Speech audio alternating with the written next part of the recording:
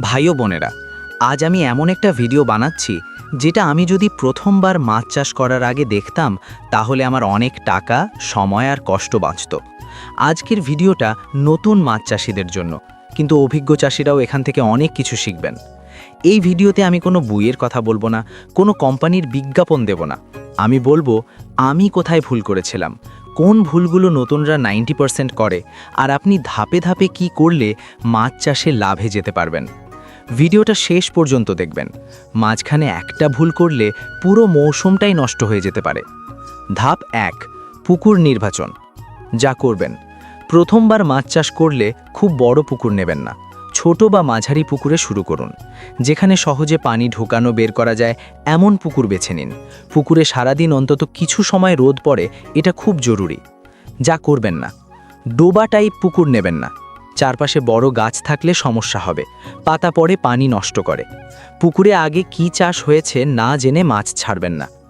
ধাপ 2, পুকুর প্রস্তুত। যা করবেন, পুরনো পানি থাকলে আগে পানি বের করুন। পুকুর শুকাতে পারলে সবচেয়ে ভালো।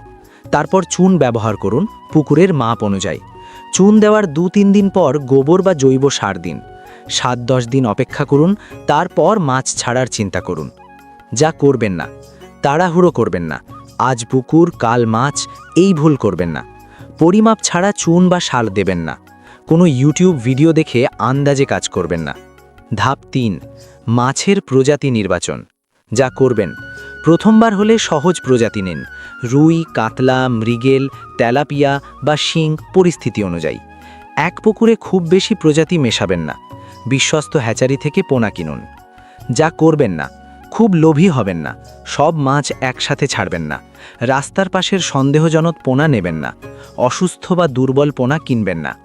ধাপ 4, পোনা ছাড়ার সঠিক নিয়ম। যা করবেন, পোনা ছাড়ার আগে ব্যাগের পানি আর পুকুরের পানি একই তাপমাত্রা করুন। 10-15 মিনিট ব্যাগ পানিতে ভাসিয়ে রাখুন। তারপর আস্তে আস্তে পুকুরের পানি ব্যাগে ঢুকিয়ে পোনা ছাড়ুন।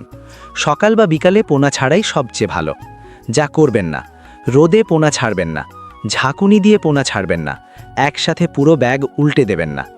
ধাপ 5, খাবার ব্যবস্থাপনা। যা করবেন, প্রথমে কম খাবার দিন। মাছের ওজন অনুযায়ী খাবার বাড়ান। দিনে 2 বার খাবার দিন, সকাল ও বিকাল। ভালো মানের খাবার ব্যবহার করুন। যা করবেন না, বেশি খাবার দেবেন না। খাবার বাঁচাতে গিয়ে নিম্নমানের খাবার কিনবেন না। খাবার ভাসে কিনা, খাওয়া শেষ হয় কিনা না দেখে খাবার দেবেন না। ধাপ 6, পানি ও অক্সিজেন। যা করবেন, পানির রং লক্ষ্য করুন, হালকা সবুজ ভালো। মাছ সকালে ভেসে উঠলে বুঝবেন অক্সিজেন কম। প্রয়োজনে পানি বদলান। বৃষ্টি হলে অতিরিক্ত নজর দিন। যা করবেন না, পানি একেবারে কালো হতে দেবেন না। হঠাৎ অনেক পানি বদলাবেন না।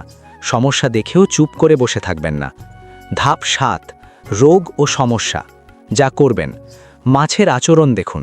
খাওয়া বন্ধ, আলাদা হয়ে থাকা, ভেসে ওঠা। সমস্যা শুরুতেই ব্যবস্থা নেন। অভিজ্ঞ চাষি বা বিশেষজ্ঞের পরামর্শ নিন।